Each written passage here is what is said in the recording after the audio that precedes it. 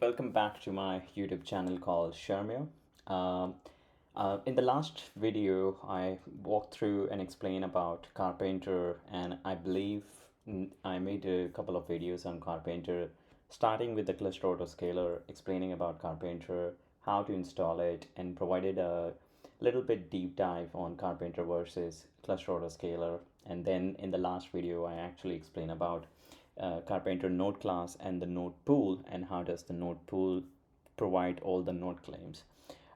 In this video, I thought, why don't I just make more information about how do you perform the cluster upgrade. Now, in EKS, each EKS has its own end of life from AWS, Amazon Web Services, and I thought this video, I just want to show how do you perform without having any zero downtime and perform the upgrade. This video I'm creating based on my experience. There might be some different ways to do it as well. And I have done it in different industries in the past on production environments with more than 1,000 Kubernetes applications and the pods. So I'm pretty confident this should work as exactly fine without causing any downtimes to any environment, including whether you're doing on dev, UAT, staging, pre-prod, or production. So this is just my sandbox environment, as you can see right now. And you can see right now I'm on version 1.31. What I'll do is I'll just increase the font size to make things much easier. Now currently, as you can see, there is one node group is running, but there is no nodes running because I don't want to pay it for too much because it's expensive to run your EKS cluster. So I usually just scale down when I'm not using them. And now one thing, what I will do is firstly, I'll just gonna quickly create another node groups behind the scene. This is the same. I'm using the last Kubernetes files which I showed. I'm just leveraging EKS-ETL. If you don't know what is a EKS-ETL, EKS-ETL is a command line utility you can use for Amazon EKS. So this is their document. It's pretty easy. I don't mind if you guys want to do for Terraform. This video is not to solve the purpose of infrastructure as a code. This is more about how to perform the upgrade. So to make things simpler for the audience, I'm just going to leverage ClickOps, but I don't recommend, I'm not a big fan of ClickOps, but just wants to make things simpler, not going too much into the code complexity. You can leverage CDK, Terraform, CloudFormations, whichever the way works for you guys. And now what I'm going to do is I'm just going to quickly provide node group file. So let's just do the node group here, and I'm just going to quickly copy the path of this file. Oops. So what I'm doing here is I'm just creating a new node group, and that node group going to have on-demand instance with the T3 medium or T3A medium, whichever it is going to be fine. So let's just see while this is happening. What I'm also going to do is, so currently let's just do create node group. Sorry, my bad, I didn't run the create node group, I just run the get notebook. So while this is happening, I'll also bring my another terminal, and in this terminal let's just firstly run. So I already logged in, I have enough permission. So here you can see there is only one node group, but you can see the min size is 0, maximum is 3, and desired is 0. So what I'm going to do is, while this is, I'm going to scale back up from this terminal. I'm actually creating another node group, and you can see the only difference between these two is one is spot, another one is not spot. And the only way you can tell is just by passing this variable, which is not in here. So I'm creating two node groups. One is spot versus non-spot, just to show you guys how do you perform the node group updates as well while we're performing the EKS update. Now the first thing is, let me just do the scale node group, and I'm just going to put here desired one. I'm just going to change this node group name, so I'm just going to copy this name. Let me just zoom in so that it makes easier for you guys to read. And so when you just define scaling up the node group, you provide your cluster name, the name of the node group, which is this, and then the desired. So what will happen is, actually it's not desired, it's actually node. Then what will happen is the min and the max is not going to change. You can actually provide node mins equal to 1. Currently it's set to 0, and same is node max from 3 to 5. So I'm just going to show, for example, 5. I hope this command is correct. If the command is correct, then what will happen is, now we can see it's actually doing it. So now let's just quickly run to see whether it's updating behind the scene or not. So here you can see the status is updating. Currently we see 030, and what we can do is just copy this node group, go here, go behind the scene, EKS-etl, leverage the CloudFormation as a IAC, infrastructure as a code, and you can see there is one is in process, and this node group is also behind the scene updating behind the scene. So let's see whether this is finished right now or not. So if we run it again, it's still updating, so it may take a little bit time to get it updated, but yeah. And while this is also, we can see it's provisioning. Okay, so this one is already finished. So now if we just see here, we should see 2 node groups. So let's just refresh. So here you can see 2 node groups, and we can see there is this node group, which is the on demand. It's actually have 1 desired, and this is the second desired, which I'm just spinning up from here. So let's just run the command again just to see whether it's coming up or not. So now we can see the status is active, minimum is still 0, maximum is 5, and the desired capacity is 1. And that is coming up based on the command we run here. When we specified only nodes, it's actually looking for desired, how much desired you want to set, and the node max is looking for how much is maximum. So what does it mean is, we are saying that minimum it can be 0 nodes can be running, which is the easy to compute, and the maximum it can run is 5 in our latest output, and the desired is set to be 1. So currently it's only have 1 EC2 node running, and the simplest and easiest way, I'm not going to go explain again about lens. You can watch other videos of mine in the past, what's lens and how you can leverage them. So here if we I just zoom in, I hope this is more than big enough. So here you can see 2 of them comes up, and if we check the annotations here, so you can see the capacity type is on demand, and that is coming from this node group, which is Shermio node group generation 131 web, and the second one is capacity type as spot. So we know they are coming from 2 different node groups, which is Shermio ng gen spot 131 dash web. Now in the past, if you have working with Kubernetes for a longer time, when 1.13 1.14 Kubernetes version was arising, there was a lot more challenges comes along with it, and the biggest challenge is finding out which APIs are deprecating, what we need to update so that our application does not break. Now in the latest I think from 126 onwards, I think I noticed there is a new feature has been by Amazon has launched out, which is the upgrade inside. Now this is a really cool feature which actually shows which things are actually compatible versus not going to be compatible. So here you can see right now, and I don't know if you guys have noticed, but let me just double show it here. If I just go here, zoom in again. So we are on 131 version, and we can see the upgrade inside is saying 3 take 1 wrong, or the error. And the error is because here you can see total upgrade insights are 5 of them, and 3 of them are passing, 1 is unknown, and 1 is failing up. And it's a really great way to find out whether what things it's actually incompatible and what things you need to be focused on. So I would highly recommend to take the leverage of upgrade insights. You can leverage some open source tools to find out about some of the deprecated API versions. It can be horizontal pod scaling when you move from V2 beta 1 to V2, which mature, and I think in version 125 onwards.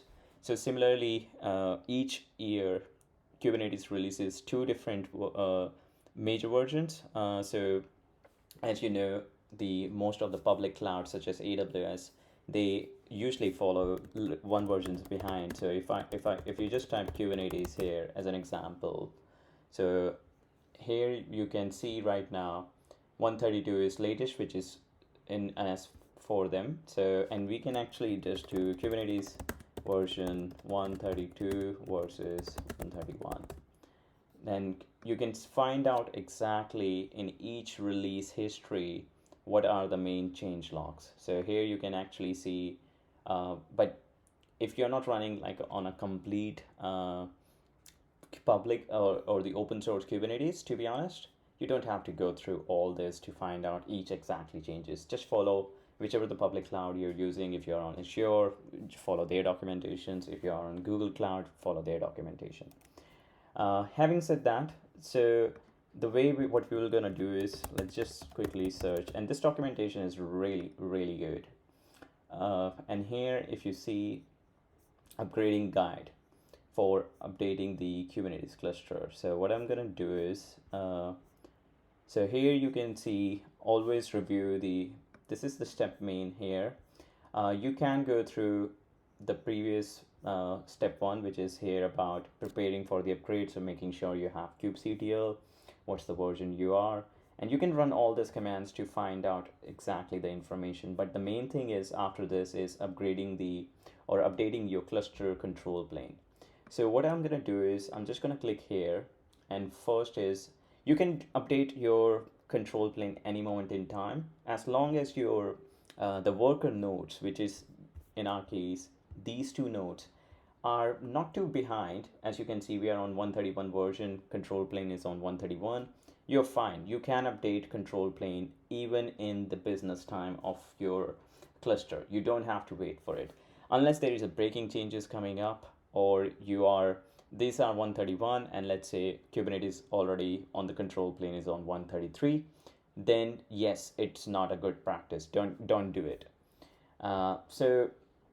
So how do you update? You simply just click here. If you're doing from CLI versus EKS-managed versus your infrastructure as a code, it can be anything. So you can leverage it. It's the same thing.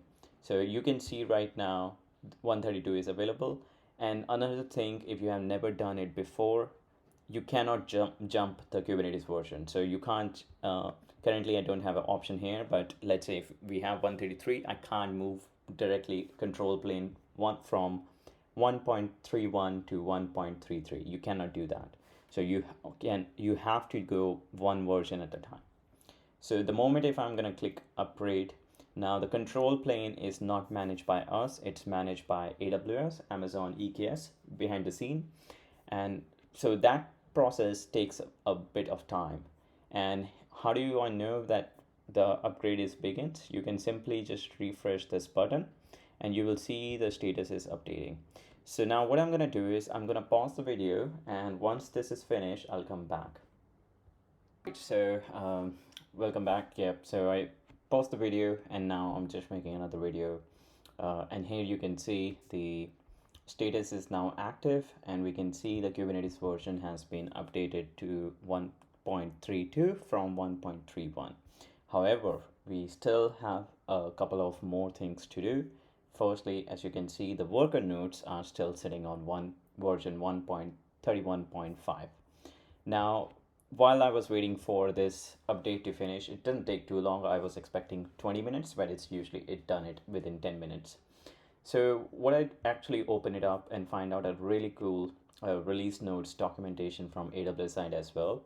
And that's really important for the DevOps engineer or a cloud engineer, whoever is performing these sort of actions in the clusters, to make sure you go through this documentations to understand what are the changes for your cloud provider, because this video is tackling heavily on AWS. So here you can see if you were version 131, what are the changes coming up in version 1.32. So, and the important ones are the flow control, meta annotations for service account, and some of the AMI Amazon Linux versions. So now if you're not leveraging those APIs, and then you're fine. You don't have to worried about.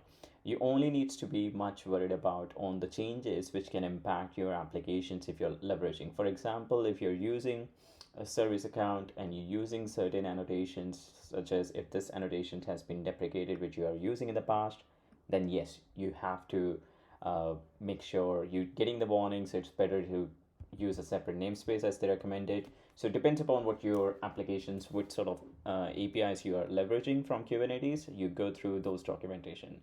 Similarly, if let's say if you are on 130 version and you're moving from 129, here you can see what are the main changes in the 130 version, similarly in 1.31. I'll include this doc link as well so that you guys have more information and if you want to go through it. Now the first thing what we'll do, so far what we did is we have two node groups, one general purpose on demand and a general purpose spot. Two node groups running up, and each node group has a set desired capacity of 1 and we can see here. So one is currently using T3 medium, and another one is using T3A medium. Spot is using T3A, another one using T3. Now, once the control plane is updated, your applications are not going to be touched until now.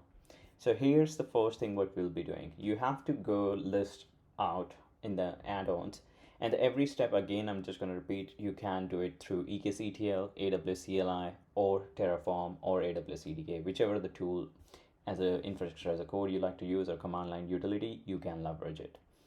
And here you can see on the add-ons, I have 5 add-ons. You might have less, you might have more, depends upon each individual circumstances of what sort of add-ons you're using. You can even see on the get add-ons. So now they support almost 15 add-ons, as you can see 10 more to add, and I'm already 5 apps. So you can have distro for open telemetry, CloudWatch, SageMaker, EBS, EFS, Guard Duty, and so on. So, and these are some of the Kube add-ons from the communities as well. And there are some marketplace. So there's huge humongous add-ons are being added.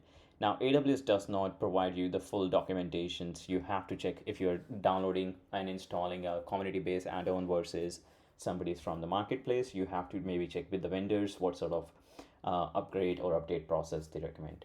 In the case of if it's add-ons from AWS itself, they provide a really good documentations. And in our case, metric servers is degraded because I think they're supporting from this, and you can see there is no update option, so we can ignore it for now. The main is the kube proxy, which is enabling the service networking within the cluster, so we need to update it. Now you will see the button here in a case of if you're doing a ClickOps, but how do you find out which version I need to update to? So what I did is in the background, I opened up the table comparisons which AWS recommend against each version.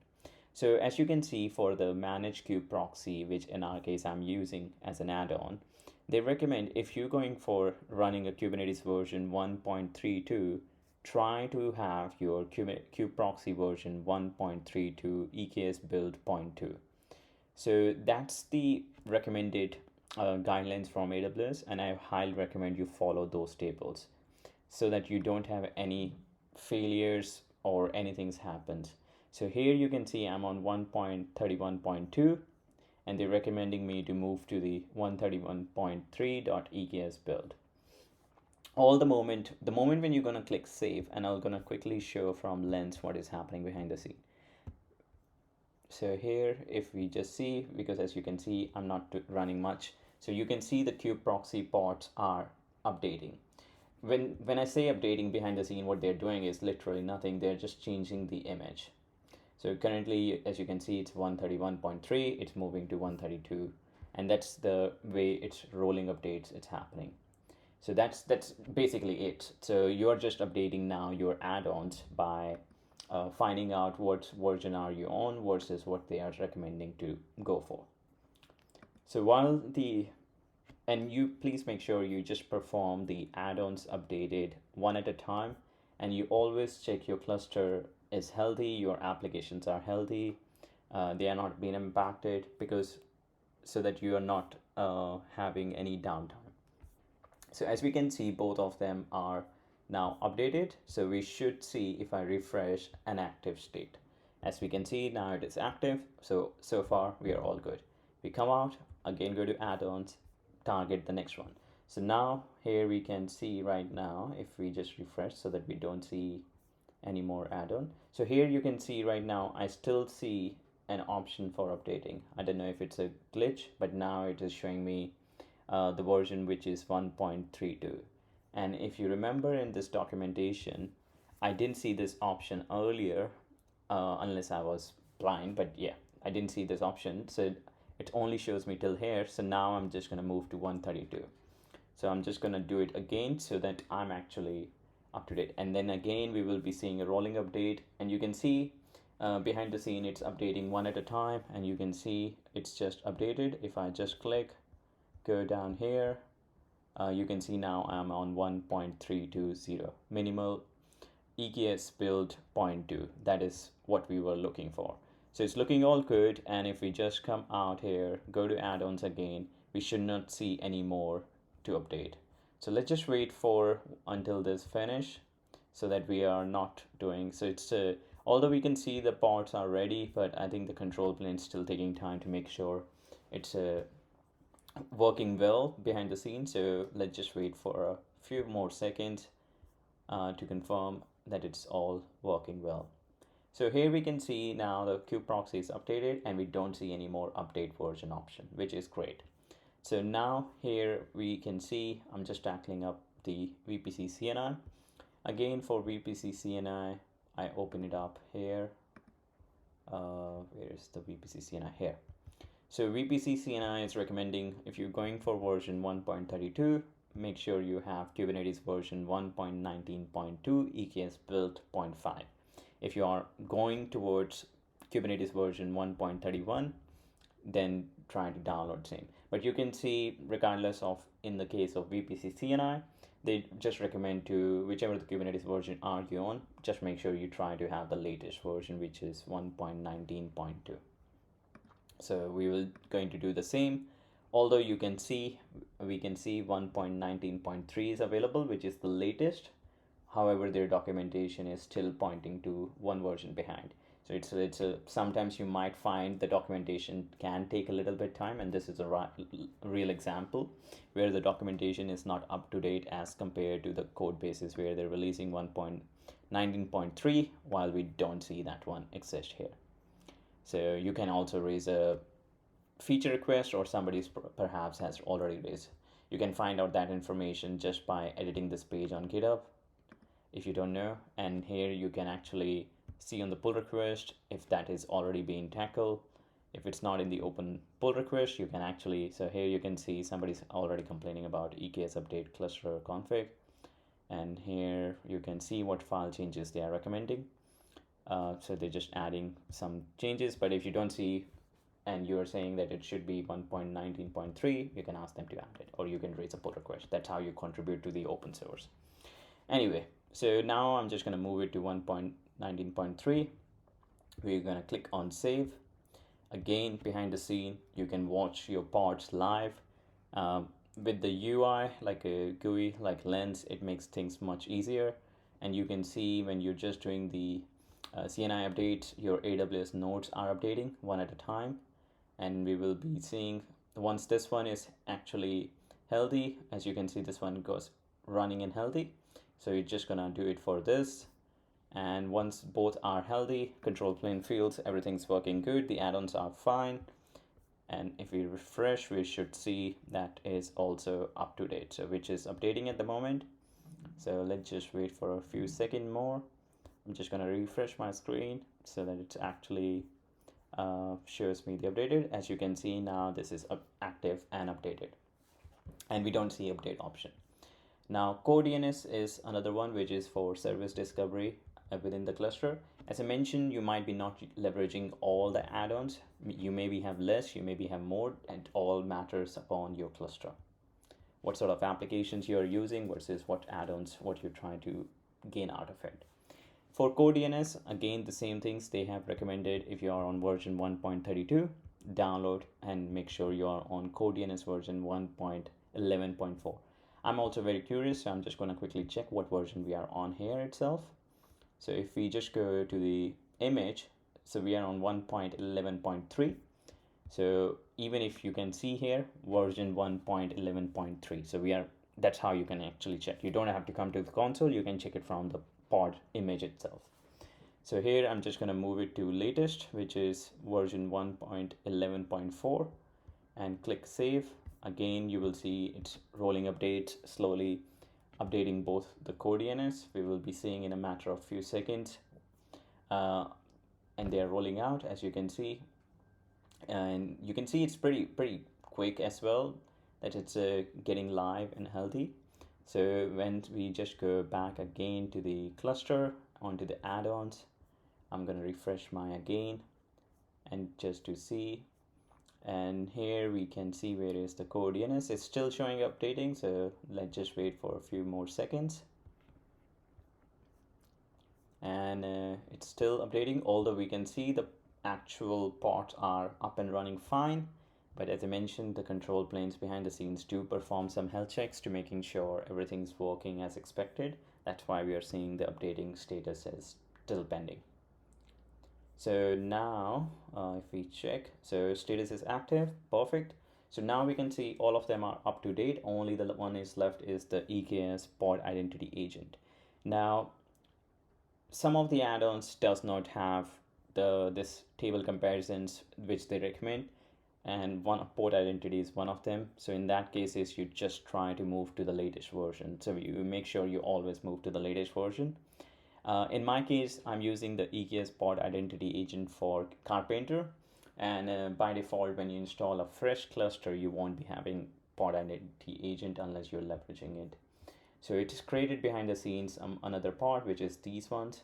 So you will see now they are getting updated to meet with the version 1.32. As you can see, this is happening behind the scene. And once we have updated all the add-ons, as you can see now, so we are in a very good shape. By the way, one other thing which I usually recommend to everyone within my team as well is, in production, I don't recommend, regardless whether you can see they're supporting version 1.32, don't go for it.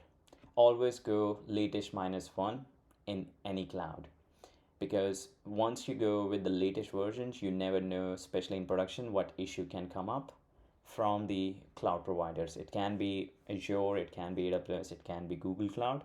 So my recommendation is always make sure you are just one version behind, because that means is you are not too behind, but you are not on the latest, because latest sometimes can break up, depends upon which region are you on, behind the scene, which control plane they're putting you on your cluster. So my recommendation is, especially for production, just go one version behind what they support. So in our case, 132 is the latest they support. Go for 131, because you still have a time for the end of life for at least 6 to 1 year. So you don't have to much worried on that, because that's how I have to. And here you can see version 132 supported until March 21, which is almost a year. So you still have like 9 months if you still stays on, let's say, 1.31. Especially in production, I don't recommend just move to straight. All right, so now we have updated. We're just gonna double check here. So we still see just status is updating. Let's just refresh just to see. So now we can see we are not seeing any more update button, and we can see all of them are active and running, which is great. Now what we are gonna do is, now this might take a little bit time, you're seeing this error. It might goes away within, as you can see, the last refresh was done 20 hours ago. I'm not sure if they have an option right now for automatic manual refresh. Now they currently don't support that functionality so far, as per my knowledge. So whenever is the next refresh, which is I think every day, so it takes 24 hours to refresh, and then you will see this upgrade insights will gone away, because here the error was complaining about the compatibility of the add-ons, which we have already updated. So let's just quickly just see if they do support it manual. No, they do. Currently, I don't think they have options where you can manually run a scanner to find out whether it's any of this are failing anymore. So in the next refresh, which will be happening in 4 hours for me, we will be seeing this error is gone, because we have now updated kubeproxy, VPC CNI, and core DNS to the latest versions to meet with the version 1.32. All right, now the control plane is updated, add-ons are updated. We have also verified if we have any deprecated APIs. We have gone through, like I already know, so I'm not running anything. But if you've gone through that, what are the important changes and what can be breaking changes versus not breaking changes. As an example, service account. If you are using a service account with this annotations which has been deprecated, so they recommend to remove it and put it in a separate namespace. But yeah, so if you're not using, you don't have to worry about. Now we will be targeting the last piece of the cluster update. uh, this looks very easy, I don't know, but when you have a multiple node groups, when you have a multiple parts of different microservices monolithic application running, you might take a little longer to perform end-to-end update. So it's not going to be like just a half an hour. It depends upon how many applications versus how big is your workload is in your company or organization. Because here it's just a sandbox, that's why things are moving very fast. We're not seeing any issues as well. Just want to highlight on that piece. So now we can still see the AMI is still on 131, and that's why our node groups are still on. So now what I'm going to do is, like, basically I'm still going to leverage the EKS-etl config, and here what I change is the version now to version 132. And what I did is I override my current managed node group names from 131 to 132. That's the only three changes I made. One here with the two node group names and the version. Now, if I'm just gonna run EKS-etl node group command again, what will happen behind the scene is I will be having two new node groups are creating, and two new nodes will be coming up. And we will be seeing here version 1.32, and I don't know what's the patch version will be, but we will be seeing just in a few seconds. Now, why I recommend going in that way? So let's assume that you are running certain applications here, and those applications behind the scene distributed deployed on multiple EC2 compute nodes. Now you don't want to get disrupted those applications straightforward. So what's my recommendation here is, rather than just disrupting anything, just create a two new node groups with the latest version for your Kubernetes version. So now what I'm doing is, behind the scene is I created running a command which you can see here. It's going to provision two new node groups with the version 1.32. So, and then what you do is you will scale down the old node groups slowly by slowly. So let's say if you have running 20 nodes as a design capacity, then you slowly reduce down forcefully from 20 to 15. And then what's the Kubernetes behind the scene will be doing it, if you're running with the auto scaling or cluster auto scaler, they will be automatically putting on the other nodes. If you don't have any taints on it, it will be putting your applications on the other nodes which has more capacity. So here's the example I will be showing it. So we're still waiting for them to come up, but let's see even if we can see any node groups more coming up here. So as you can see right now, two node groups are coming up. One is this one and one is this one. And you can see right now it's still in the process of creating. And these are the old node groups. And you can see the AMI version which is using for kubectl is 131. Now we are on 132.1. Within a matter of a week versus a month, there is a new patch version will be released for AMI, because of course it's going to have some bugs or some enhancements they need to do, and that's why I usually recommend stick with the one version behind, so that you don't have to all the time updating, especially in production, with the latest patch. Now this just going to take a few more seconds, so let's just refresh just to see. And here we can see 4 nodes now. Now out of those 4 nodes, 2 nodes just comes up. As you can see, one is this one and one is this one. So let's just see from the lens to make things more clear. So if I just expand here, so you can see these two are running 131 and these two are running 132. Our applications at the moment is sitting here. Let's, as an example, because this is the old node groups with the old nodes.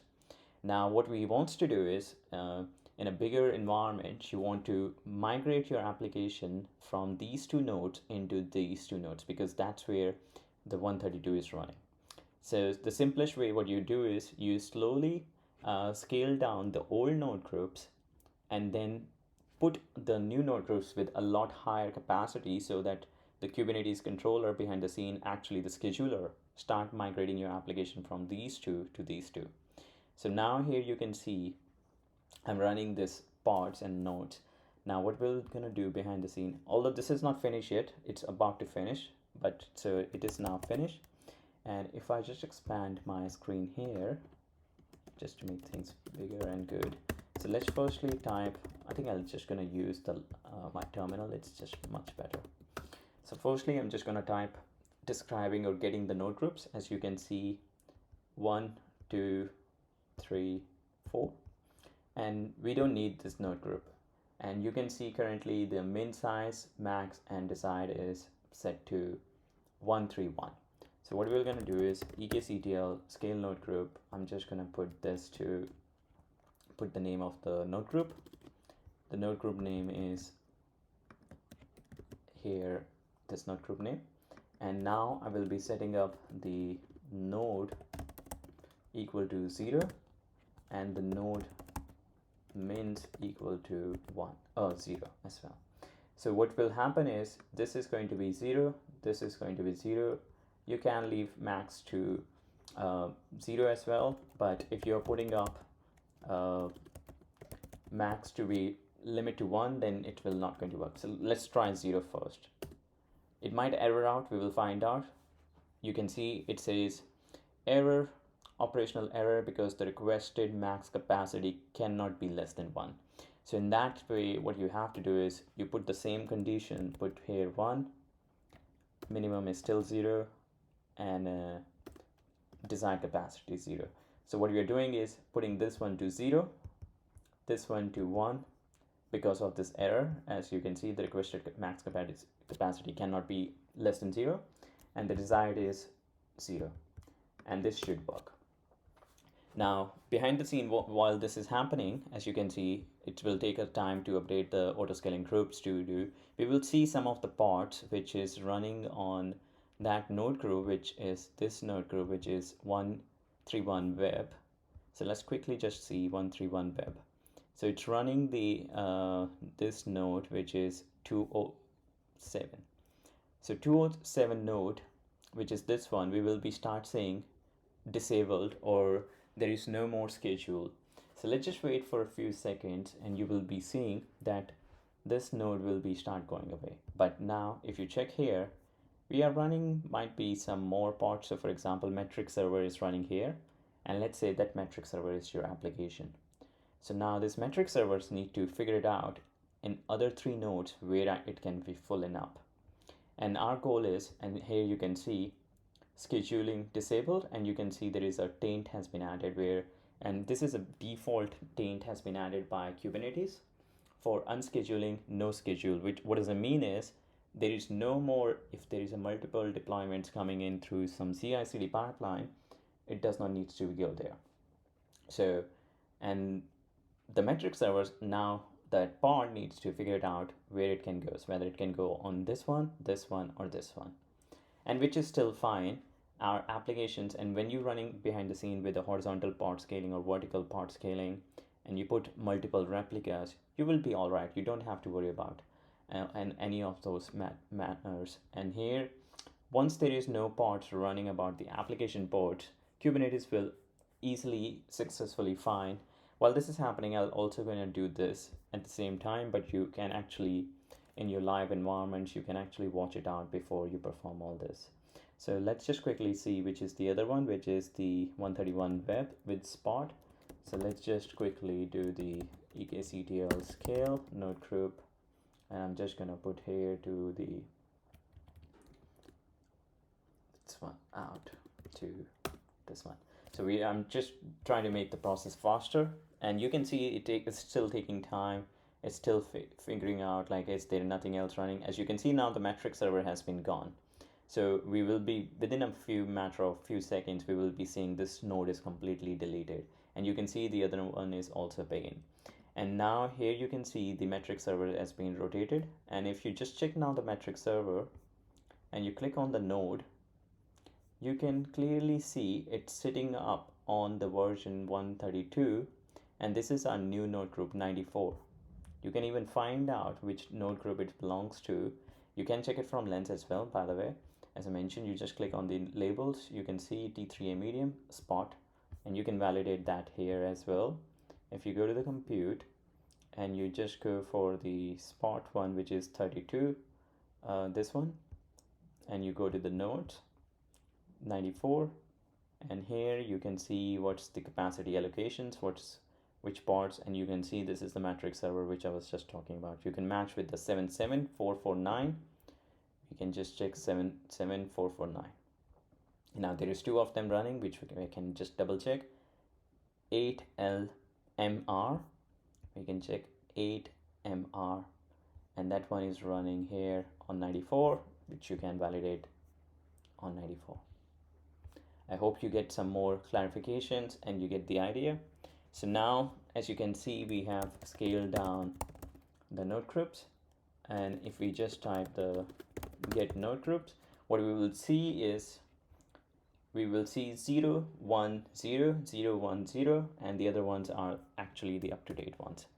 So we will only see now Kubernetes version 132, and the 131s does not have any more desired running. So that means is no application is now running. Now, what you do in a real-time cluster is when you scale down one node group to 010 or 000, you actually go through the Lens or through the Kubernetes and making sure there is applications are running fine on Kubernetes upgraded version, which is in our case is 1.32. If it's not working, you still have that node group with that AMI, so you can still roll it back about your worker nodes. So if I scale back up, I can still leverage while my control planes and add-ons are 132, but your application can still be running on 131 AMI version of Kubernetes. You can still do it.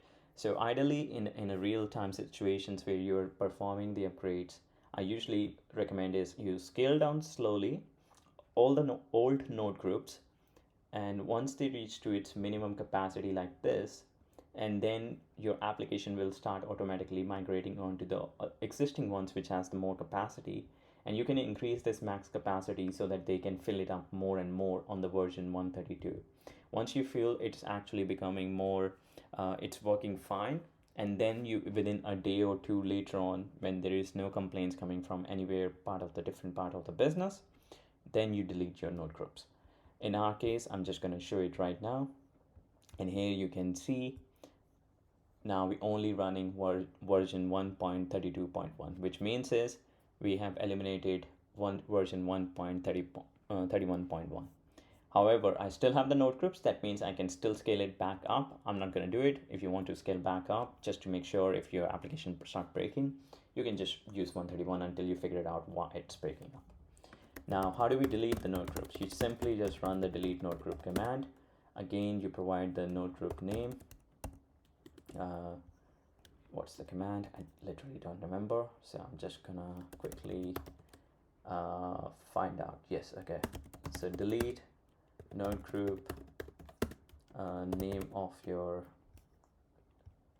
node group, and then the cluster name. I don't need to provide a region because I already have exported that profile. I hope this command is correct. Yes, it is. Now you can see I actually started up. Now behind the scene, what will happen is you will see on the CloudFormation itself that the stack will be start in a process of deletion. As you can see, this is the stack, and what this stack, which is the node group, you can even see it only created 3 resources. One is the launch template and one is the node instance role. The launch template, you can click on it just to find out what is it behind the scene is doing. And currently, of course, it's gone, but let's just quickly pick it up, the one which we are still have, for example, this one. So you can see this launch template is coming from the CloudFormation. CloudFormation is coming from the EKS-etl command line we are leveraging. And here you can see the version of the launch template. Anything about the storage by default is set to 80. Resource tags, anything on the network interface versus anything. So any more informations if you like to include, you put it on those stuff of your in this here. So you can go through the EKS-etl documentations and provide more granular level information. If you want to change the disk size, you don't want to use 80 because it's not leveraging that much. You can reduce down to 40 as an example. And there are so many different level of configurations you can play around and set it up. So now we have that we have already gone through everything, and now you can see one is already deleted. This should be going away soon. That means is we are already good in progress and our upgrade is almost wrapping up. I'm just going to delete this one as well. So, and you can see our applications running now only on this ones, as I mentioned. So there is no issues. Applications are still fine. Everything's what you are seeing here is still on version now on 1.32, and which you can validate here. So applications are working fine, then you're all good. That's it. That's the whole upgrade process looks like. It's not too difficult, to be honest, and it's not that scary.